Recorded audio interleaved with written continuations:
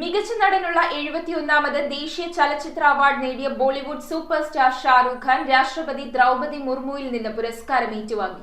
2023 box office ഹിറ്റായ ജവാൻ എന്ന ചിത്രത്തിലെ മികച്ച പ്രകടനമാണ് ഷാരൂഖിനെ അവാർഡിന് അർഹനാക്കിയത്. 30 വർഷത്തിലേറെയുള്ള അഭിനയ ജീവിതത്തിൽ ലഭിച്ച ദേശീയ അംഗീകാരം ഷാരൂഖിന്റെ ജീവിതത്തിൽ ചരിത്ര നിമിഷമായി.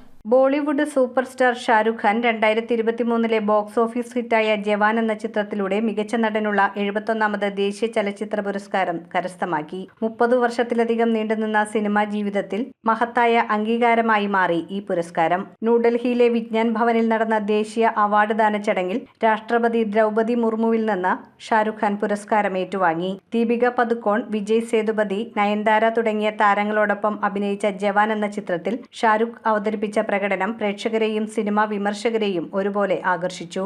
ആക്ഷൻ, ഇമോഷൻ, ധൈര്യം, കരുണ തുടങ്ങി കഥാപാത്രത്തിന്റെ വിവിധ ഭാവങ്ങളിൽ അവിസ്മരണീയ പ്രകടനമാണ് ഷാരൂഖ് ജവാനിൽ കാഴ്ചവെച്ചത്. അതിനാൽ തന്നെ ഈ പുരസ്കാരം അദ്ദേഹത്തിന് അർഹമായ അംഗീകാരമാണ്. അടുത്തിടെ മകൻ ആര്യൻ ഖാന്റെ സംവിധാന അരങ്ങേറ്റമായ ദ ബാഡ്സ് ഓഫ് ബോളിവുഡ് എന്ന ചിത്രത്തിൽ ഒരു പ്രത്യേക വേഷത്തിൽ ഷാരൂഖ് പ്രത്യക്ഷപ്പെട്ടതും ശ്രദ്ധേയമായി. ഇപ്പോൾ ഷാരൂഖ് സിദ്ധാർത്ഥ് ആനന്ദ് സംവിധാനം ചെയ്യുന്ന പുതിയ ചിത്രമായ കിങ്ങിന്റെ ചിത്രീകരണത്തിൽ ഏർപ്പെട്ടിരിക്കുകയാണ്.